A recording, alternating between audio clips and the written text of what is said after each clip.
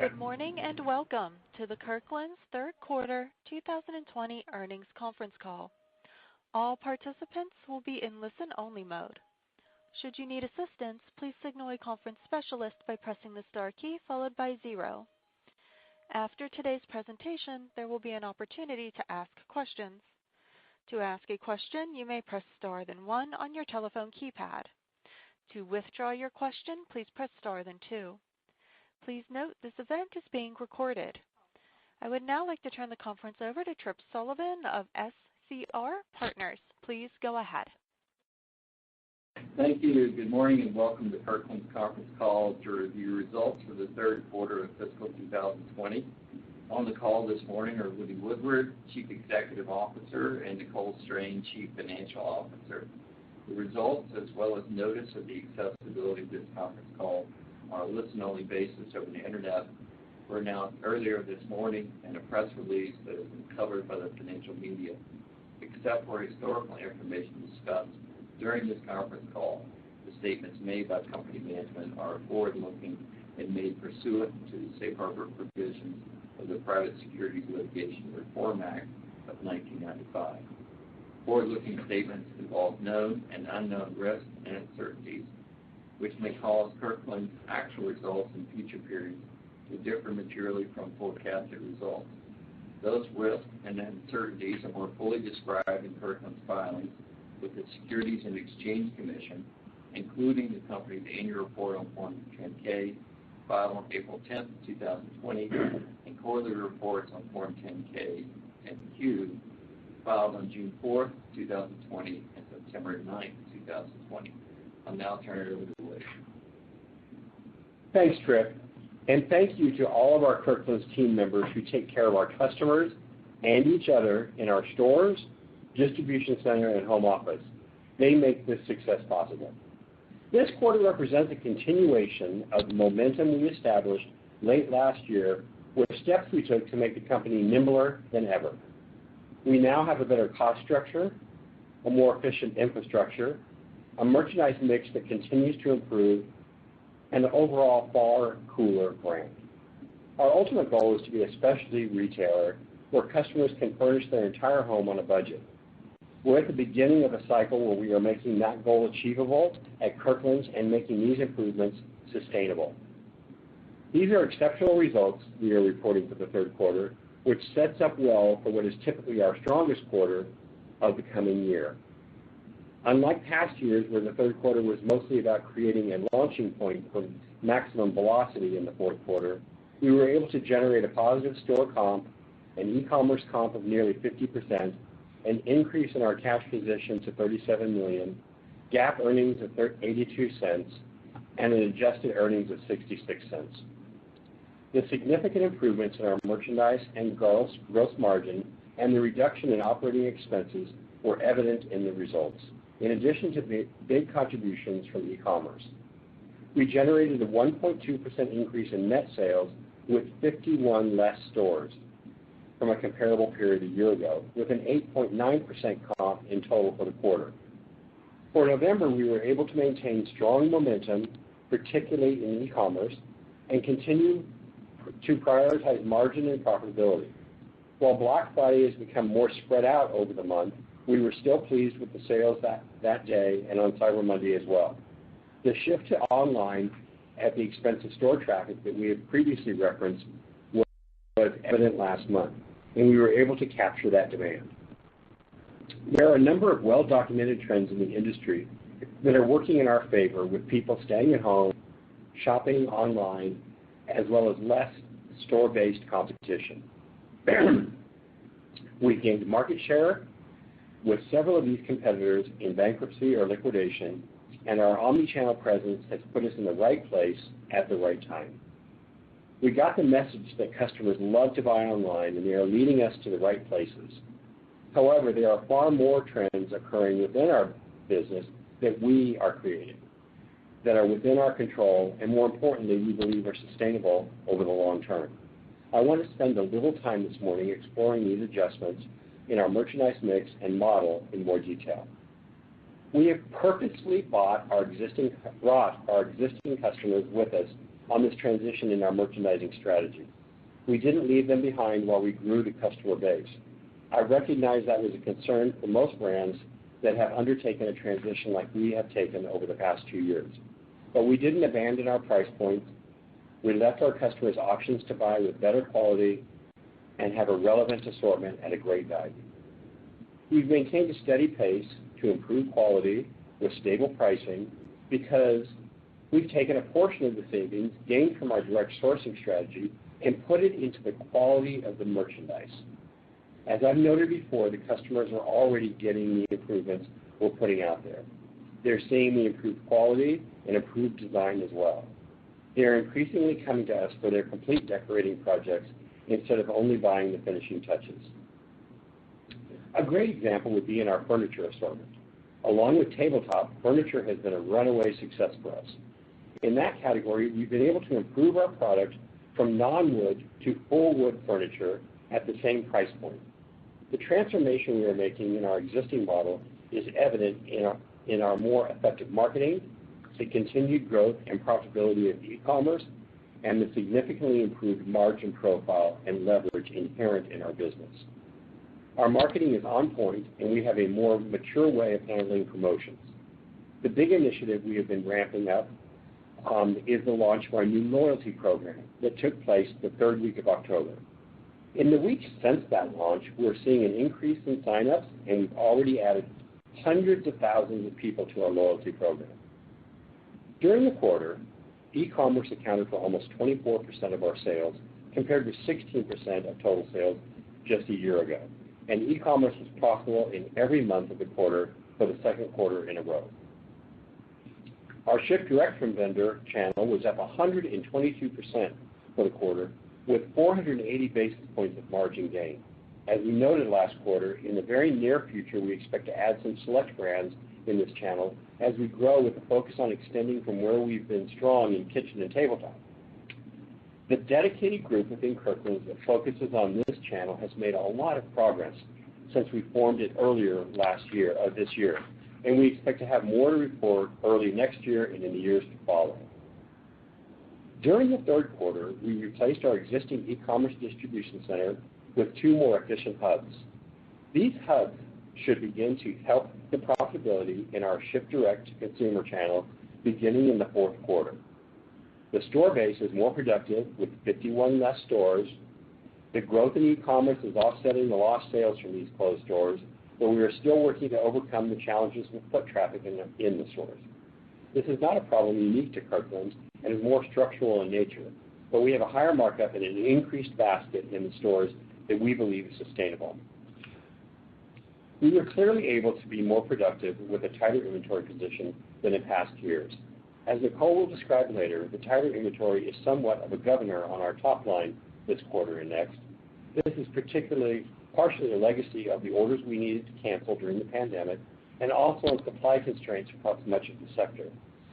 While we might have fewer SKUs in the short term, we're selling at a higher price point, we are maintaining a promotional discipline, and we're getting a larger portion of the newer product. The leverage in our model is substantial.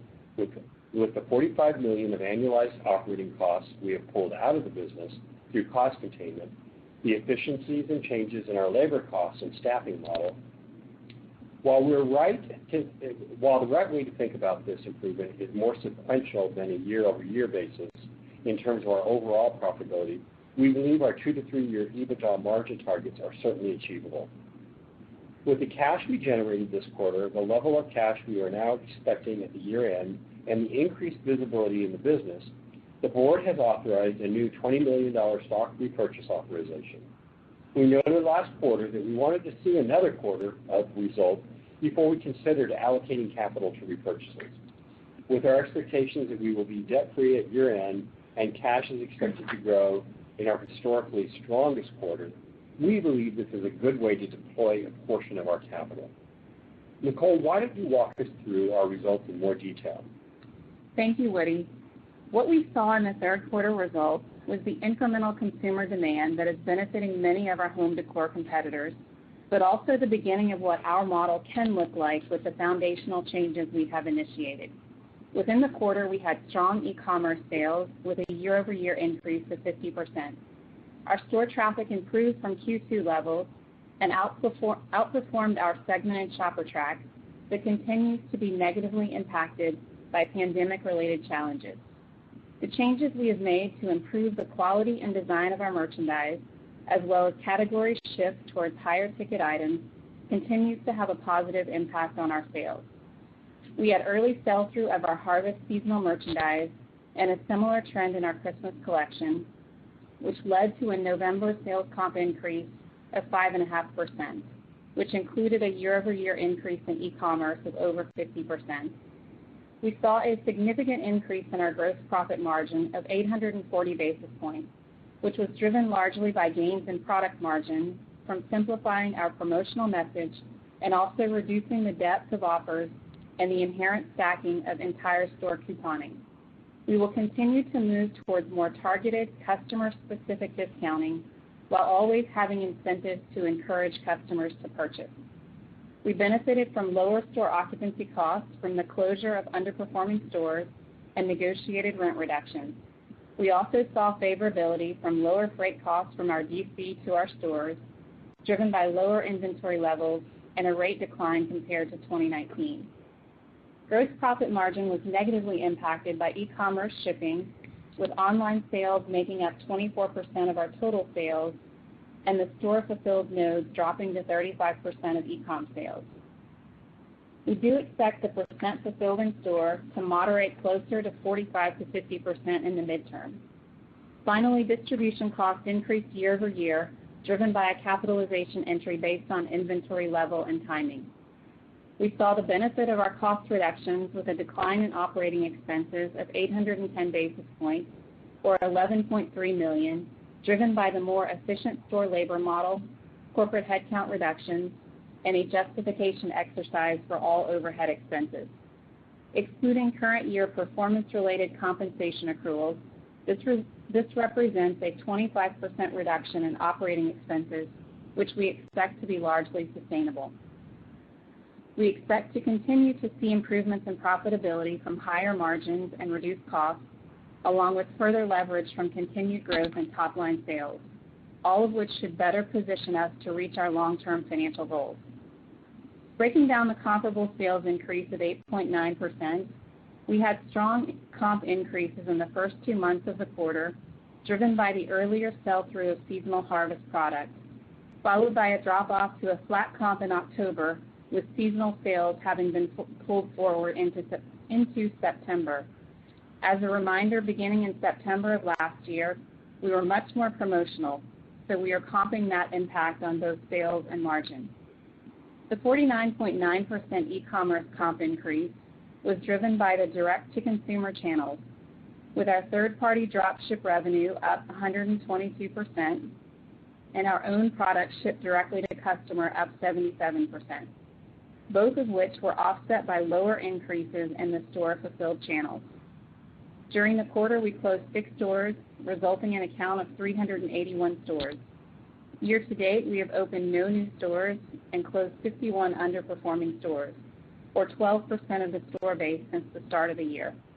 We expect roughly 10 additional closures near the end of the fiscal year, but are still working through negotiations with landlords. Gross profit was 36.1% of sales compared to 27.7% in the prior year quarter. Of the 840 basis point increase, 940 basis points related to an improvement in landed product margin, primarily from reduced discounting. Direct sourcing accounted for roughly 100 basis points of the landed product margin improvement. In the latter part of the quarter, we saw initial cost pressures from shipping constraints and rate premiums, specifically on products sourced from China.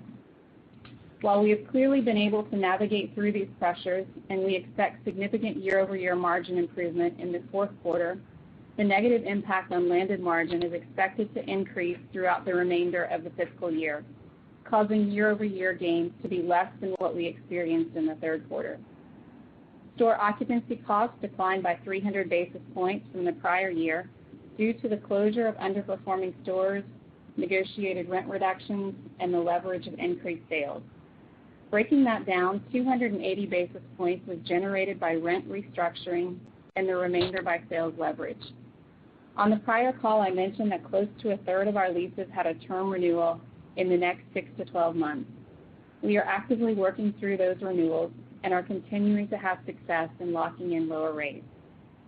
Outbound freight, which is the movement of our merchandise from the distribution center to the stores, decreased by 70 basis points from the 2019 quarter, driven by reduced routes, rate decreases, and sales leverage.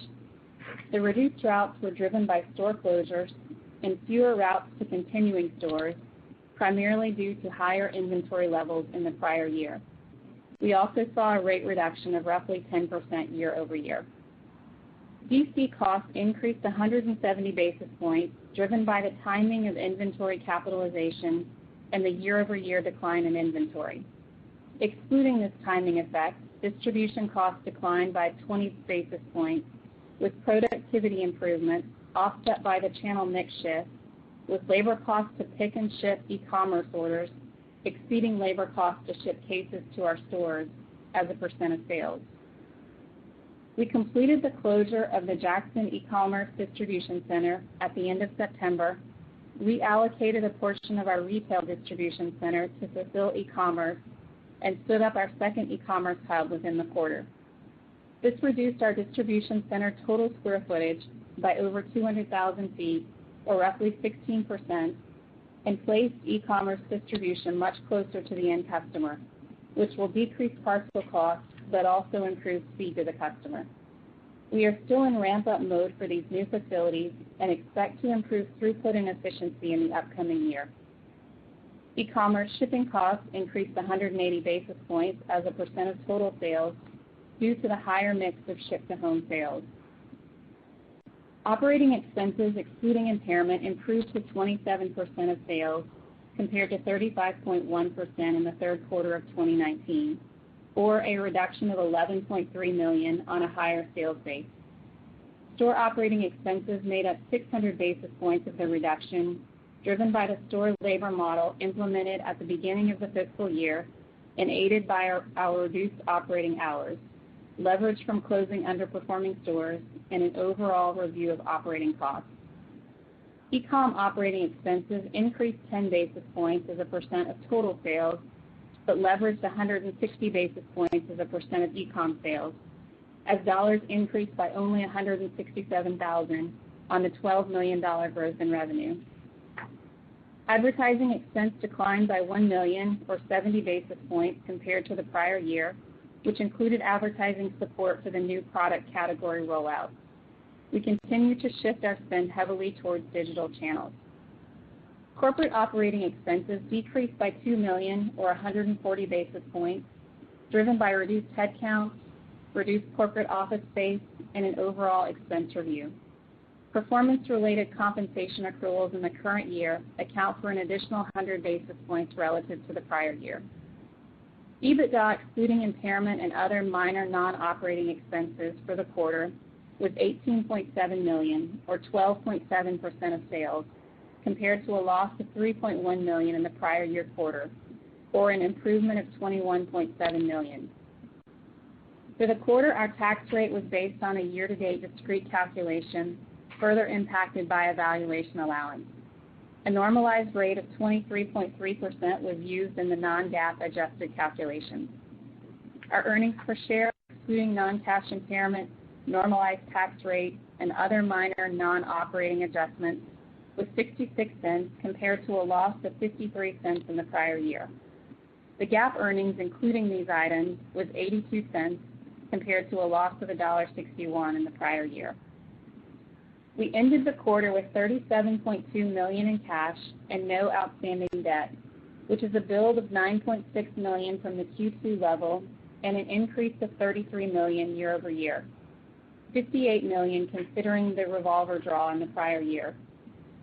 Combined with availability on our revolving credit facility, we had total liquidity of $106.9 million. With our typical cash build in the fourth quarter, we expect to conservatively end the year with approximately $65 to $75 million of cash. We do not anticipate any borrowings for the remainder of the year. Inventory at the end of the quarter was $83.9 million compared to $140.2 million in the prior year, or 40% lower. The prior year levels were elevated by the rollout of new categories, and we currently have 12% fewer stores, but we are down approximately 20% to our plan. The significant receipt cuts we made while our stores were closed in April, followed by the vessel and port shipping constraints, has impacted our sales to some degree since the latter part of the second quarter. Because we protected seasonal buys, the inventory shortages have been in our core everyday products and have been much deeper in some key product categories. We expect to continue to see a sales impact in those categories in the fourth quarter, but expect to return to near planned inventory levels by the end of the fiscal year. Year-to-date cash provided by operations was $14.5 million compared to cash used of $62.4 million in the prior year, or a change of $76.9 million. The improvement is due to better operating performance in the second and third quarters, $42.3 million improvement year over year, and changes in working capital, $34.6 million year-over-year improvement. The working capital changes are primarily driven by lower inventory levels, offset by lower related accounts payable. Additionally, we received the $12.3 million income tax refund from the CARES Act NOL carryback in the second quarter. Capital expenditures were $7.6 million compared to $12.8 million in the prior year, and were primarily driven by investments in supply chain and e-commerce. We still expect capital spend to remain below the low end of the initial range we communicated of $10 million for the year. The financial goals we provided on the second quarter earnings call continue to be relevant as we execute the transformation of our business over the next 2 to 3 years. We summarized those goals in our earnings release this morning. Rather than reading through those again, I'd like to reinforce the overall message we're communicating with our long-term annual financial targets. First, they all indicate how we expect to achieve top-line growth, margin improvement, and cost reductions over this multi-year period, with specific targets to improve our gross profit rate to the low to mid 30% range, improve EBITDA margins at a high single-digit range, and improve operating income margins at a mid-single-digit range. Second, it's worth noting that those are annual targets. With the seasonality in our business, we typically see stronger performance in the second half of the year compared with the first half. And lastly, from a liquidity perspective, our main goal will continue to be maintaining a healthy balance sheet. Within this model, we expect to generate excess cash annually and will allocate first to projects to drive growth and or reduce costs, but are also happy to announce that the board authorized a $20 million share repurchase program. We intend to be disciplined and opportunistic with our share repurchase program and will provide updates with each earnings announcement regarding activity under the plan. With that, we are now ready to take questions. We will now begin the question and answer session. To ask a question, you may press star then one on your telephone keypad. If you are using a speakerphone, please pick up your handset before pressing the keys. To withdraw your question, please press star then two. And our first question will come from Jeremy Hamblin of Craig-Hallum Capital Group. Please go ahead. Thank you, and congratulations on the really strong results. I wanted to start by asking you about the composition within your same-store sales for Q3. What did you see on average ticket in the quarter, and how was that split between average unit retail and units per transaction? So we saw basically a 20% increase in the quarter in average unit retail. Our items per transaction held relatively consistent.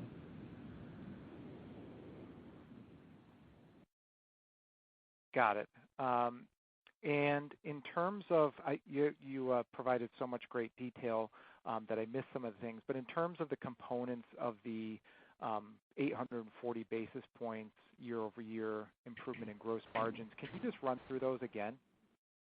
Sure. So product margin was favorable by 940 basis points. E-com shipping, unfavorable 180 basis points. Store occupancy, favorable 300 basis points. Outbound freight, favorable 70 basis points. DC costs, unfavorable 170 basis points. That was a timing and an accounting entry that will flip in the fourth quarter. And then miscellaneous other, unfavorable 120 basis points. Okay, got it. And then just looking forward and in kind of running through how those various components you expect to play out here in Q4, it sounds like, again, there's, maybe some impact on, your inventory levels and, maybe not quite as much product margin benefit in the quarter. But can you run through kind of your range of expectations around those particular line items?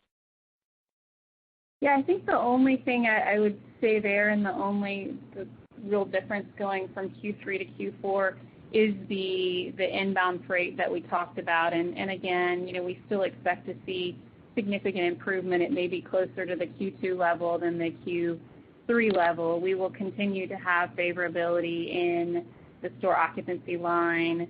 We will likely still have unfavorability in e-com shipping just based on consumer preference that likely continues throughout the rest of the year. The DC cost timing impact that we had in this quarter, we would expect to see some of that reverse into the next quarter. So that one will definitely flip. Got it. And I wanted to just get into the direct sourcing initiative here. That looks like that's been a big success, improving quality of product and keeping prices low. What have you learned so far in the last 12 months from this initiative, and how do you expect, because I'm guessing that you probably see margins, that would be 500 to 600 basis points lower on the direct source versus third-party sourced. But how do you expect to use the potential benefits of that program? Is it going to be going to the consumer in the form of lower prices? Is some of that going to flow through to your bottom line in terms of higher gross margins? Any color you could provide on that? All right, thanks, Jeremy. First of all, what we've learned so far on direct sourcing, since it's new for our company, is slow and steady is what wins the game. I mean, we might have gone a little faster on direct sourcing, but remember that this is an infrastructure change and it's a change to our company. There's been a couple unknown benefits that we received from the direct sourcing.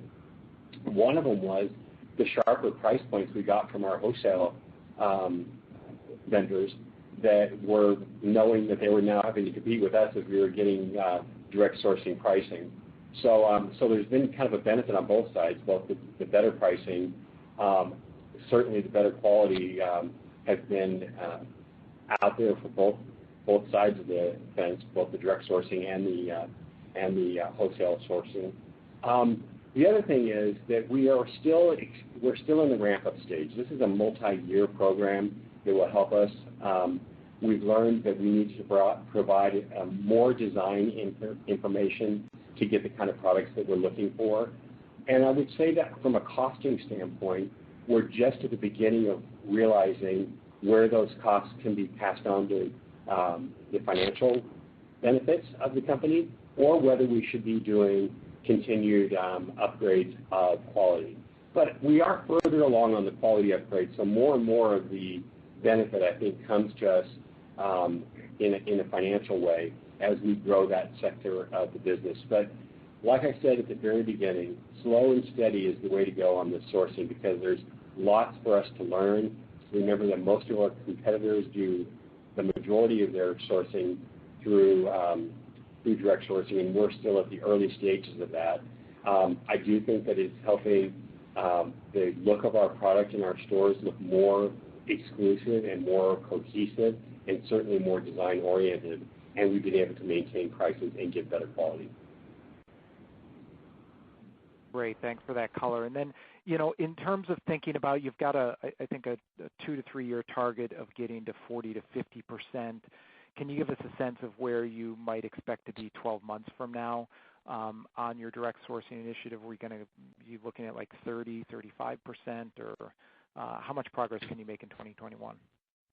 Well, we will make more progress in 21 because remember that in this year, we had to cancel a significant amount of orders due to the pandemic, and a lot of those orders were direct sourced. So I would say that growing it by 10, 15, even 20 basis points, but we're going to let it happen naturally and organically because we don't want to force it, especially since our other vendors are coming through with such desirable price points, and we need to make sure that they get the benefits as being long-term Kirkland suppliers. And so we're looking at it very evenly, but it is a huge opportunity for us over the next 2 or 3 years.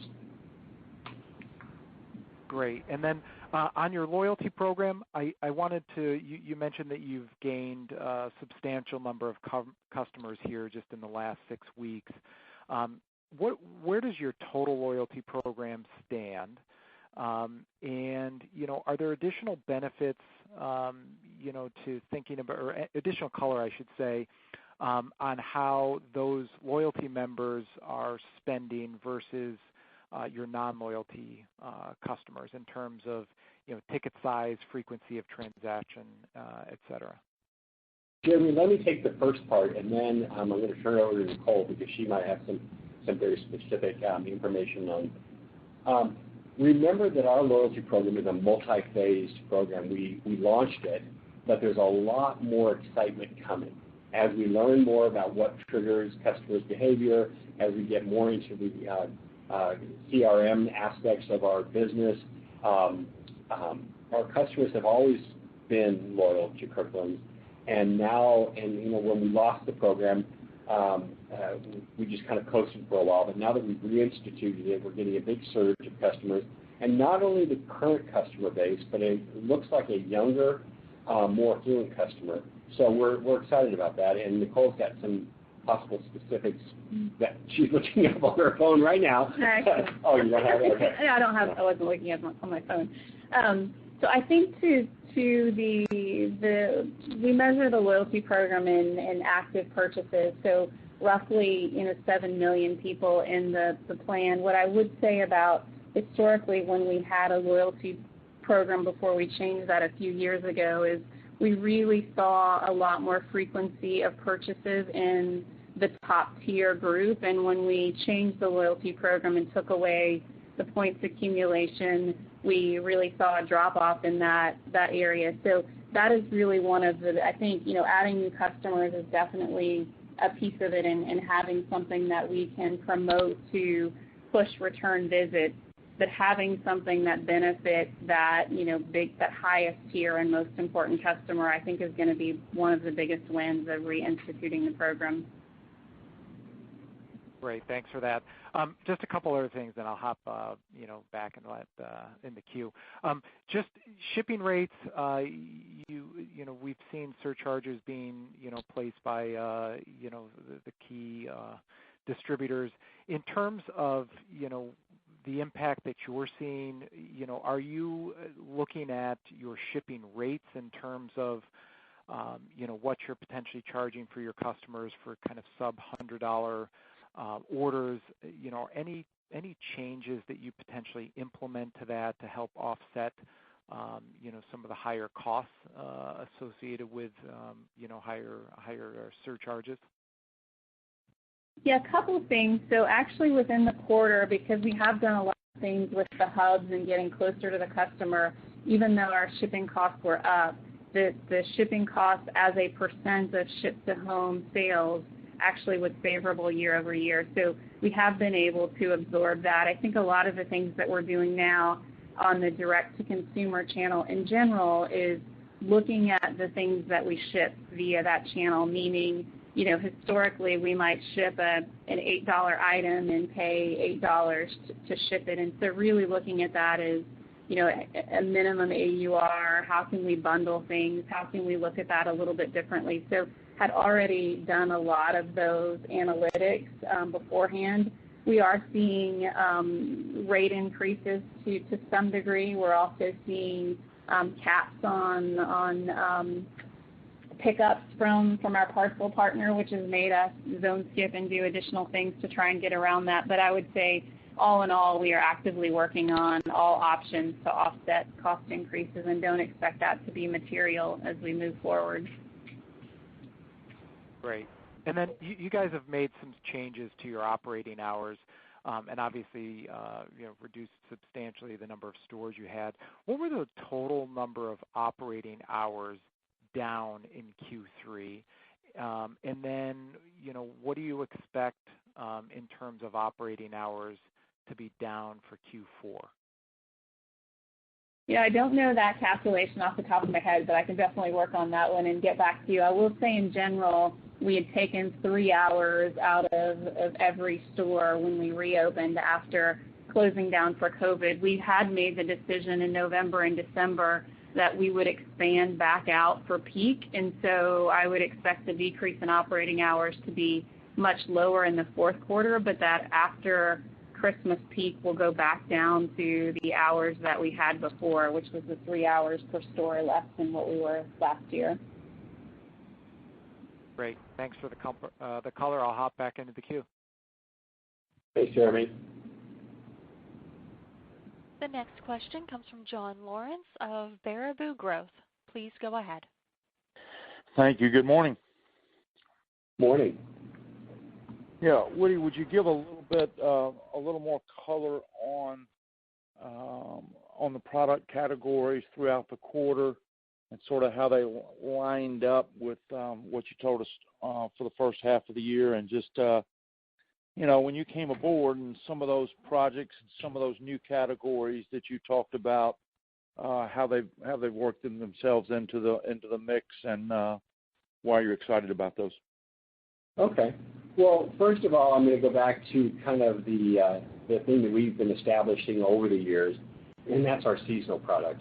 It was exceptionally received, better quality, and we had very improved sell-throughs, both of our harvest product and now into Christmas with the Christmas product. So that would be one of the biggest wins, and that's something that we've learned we're good at. Customers recognize this is a great place to come and buy their seasonal product. But underlying that, we've seen some very, very impressive benefits to a couple categories. One, furniture.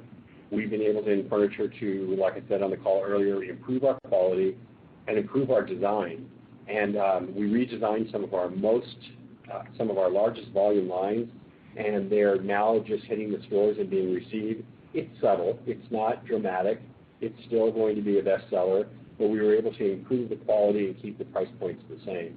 So the furniture has been kind of an overall runaway success, and we have a lot of runway there. We have very big sights on the future of the furniture business within Kirkland, as we're learning how to deal with it through our infrastructure and learning how to source it in a more effective way. The second category that has just been a runaway success is anything related to tabletop. We came out with our own exclusive line of dinnerware called Simple Things, some textiles called Simple Things, and it's just been a resounding success.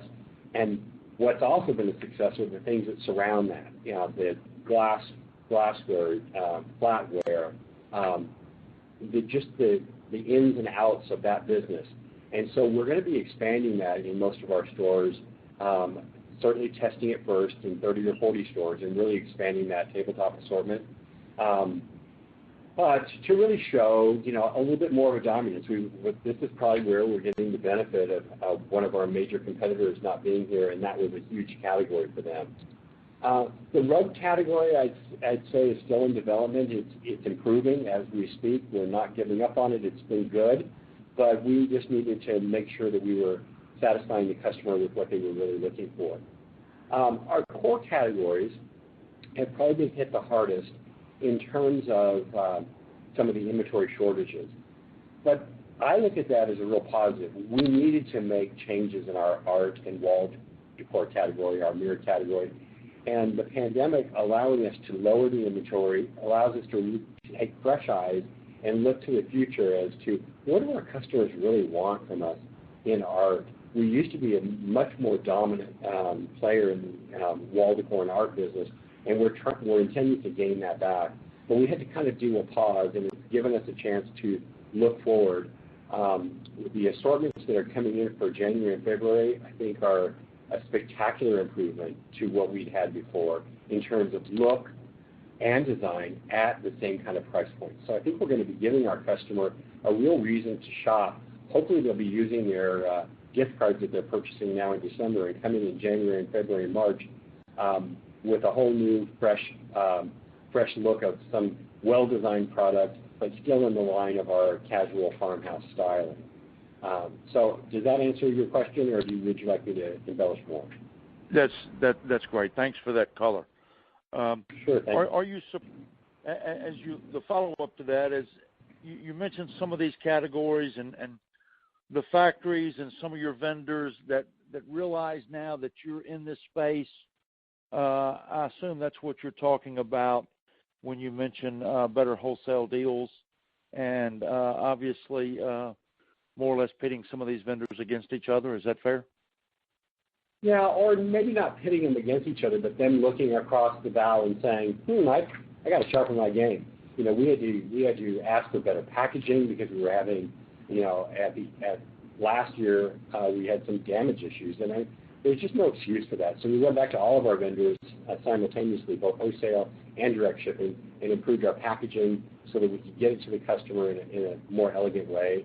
And I think everybody has just realized that we have a big opportunity here at Kirkland, and we should take advantage of the fact that some of our competition is gone, and maybe we have a new opportunity to satisfy customers in a bigger way.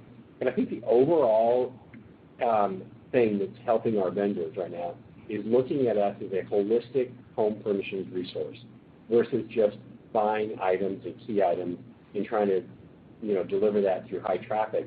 Traffic is an ominous and complex thing that we all have to deal with in retail right now. So we had to come up with solutions of how do we win even with flat or declining traffic.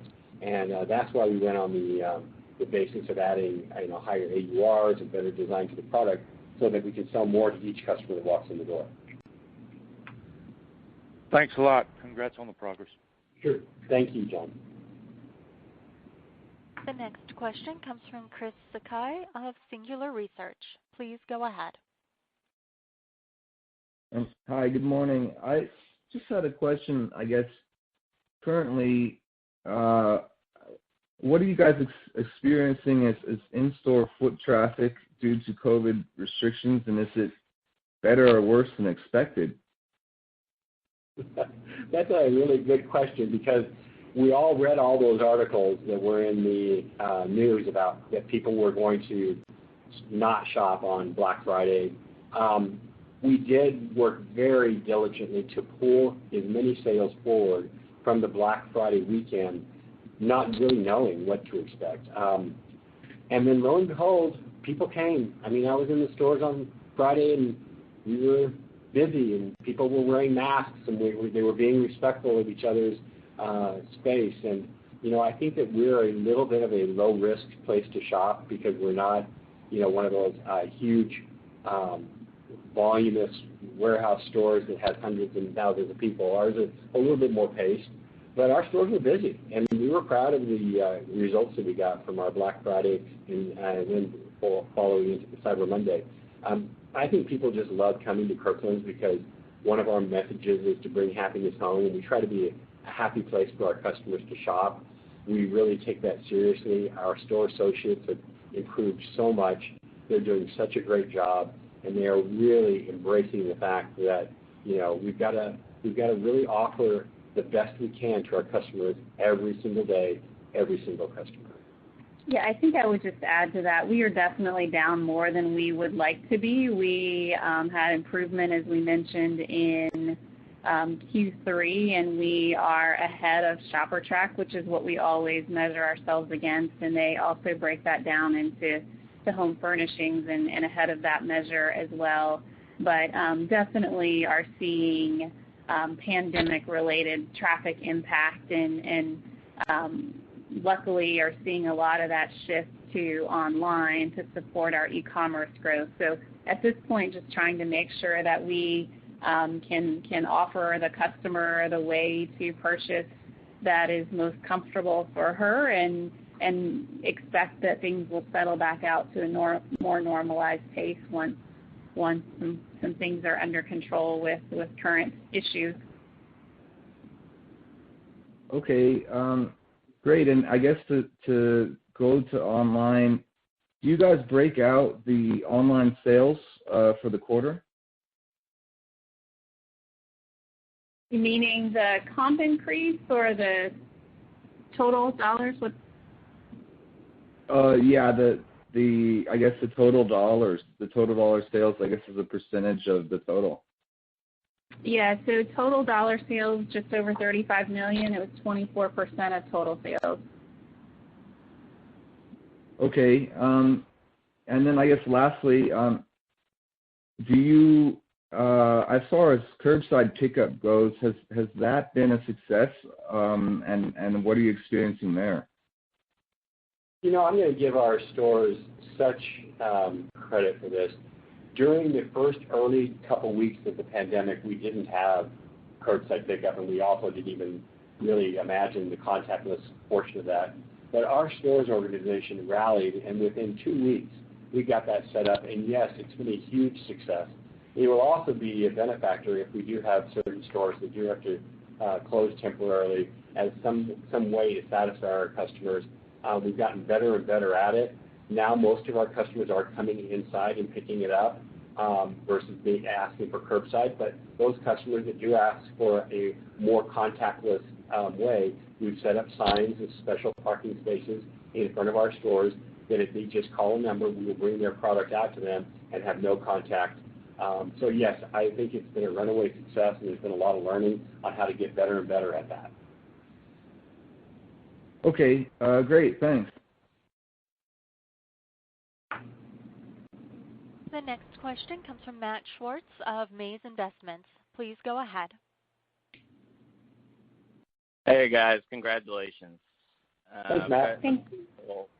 I got a couple quick questions. So obviously the first quarter was rough on a lot of companies, including yours, with the dramatic sales decline due to COVID. So, you know, when I neutralize that number and just kind of throw a conservative Q1 in there, you know, I already have your EBIT margins running for this year once I start to plug in some of these assumptions you gave for the fourth quarter.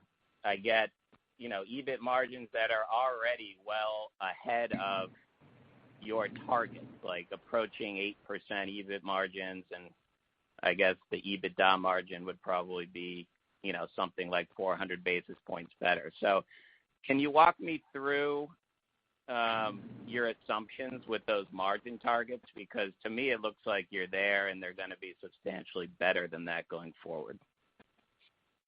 Yeah, I think the thing that I would just say on that is there's a lot of unknown. We have a lot of moving pieces in the transformation that we're going through.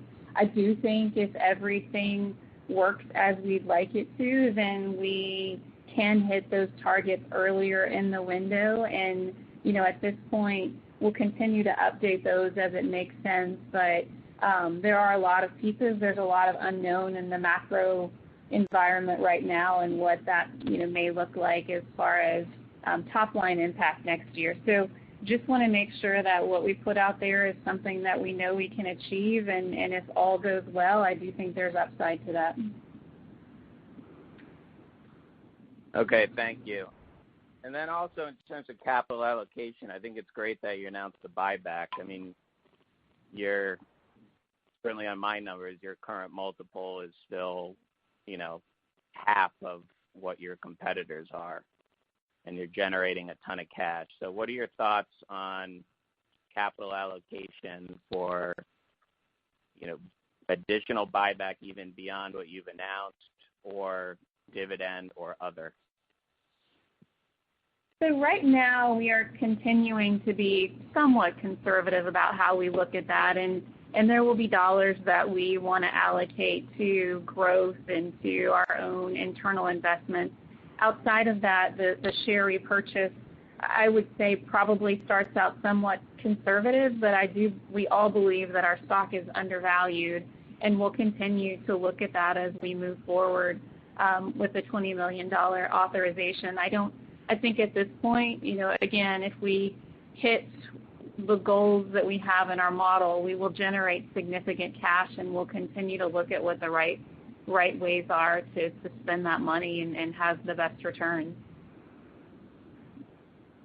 Okay, great. And then lastly, obviously you've done a great job rationalizing the cost structure. Can you help us understand, as your e-com business continues to grow next year, how should we think about your ability to sustain your SG&A dollars next year?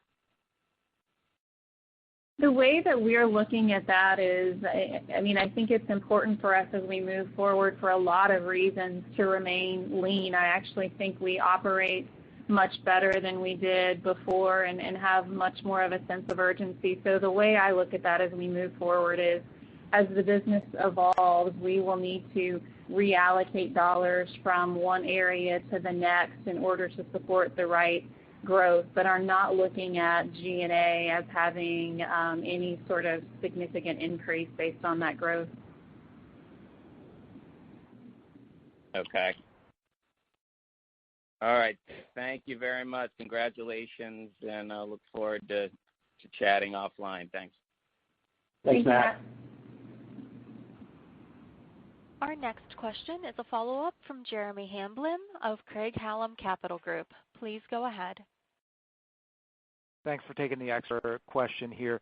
I wanted to get into your, Nicole, I know you've got a third of your leases up for renewal and that you've been diligently working on it. I wanted to just get a sense for, the conversations you're having with landlords, how effective, and I know you can drive a tough bargain, but what percentage of those lease renewals are you seeing, dollars and cents lower than what you had before?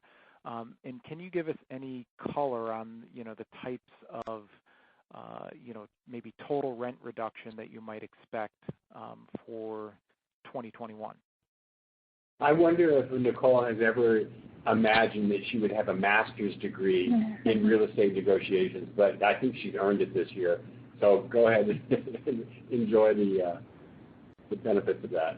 And we actually have a really dedicated person that works on this day to day. But what I would say is probably 90% of the negotiations we're able to get some benefit. And in a lot of cases, it's good real estate and they don't have vacancies. And so what we're getting in those is negotiating to continue with flat rent instead of the escalations that are built into the lease.